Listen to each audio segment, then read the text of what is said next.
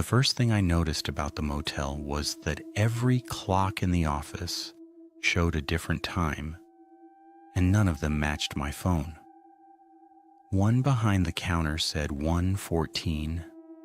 The microwave near the coffee machine blinked 12 o'clock repeatedly, like the power had gone out recently, and an old wall clock above the hallway entrance ticked slowly at almost half speed, its second hand jerking instead of moving smoothly.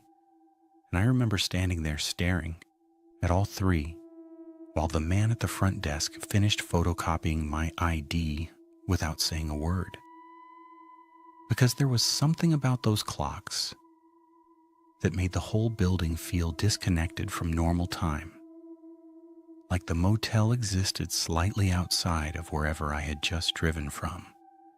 And I probably would have ignored it if the man behind the counter hadn't looked up suddenly and said very casually, "If the phone rings after 2 a.m, don't answer it," and then immediately returned to his paperwork like he hadn't said anything strange at all.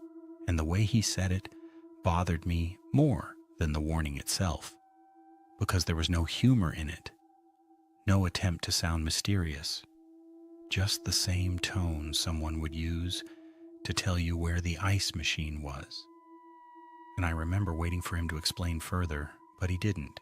He just slid the room key toward me across the counter and looked past me toward the dark parking lot outside like he had already forgotten I was standing there. And maybe if I hadn't been driving for nearly 10 hours, I would have left right then, but exhaustion has a way of making weird things feel manageable. So I took the key, thanked him, and walked back outside into the cold night air. And even now I still remember how quiet the parking lot was. Not silent exactly, but absent somehow, like sound itself didn't travel correctly there.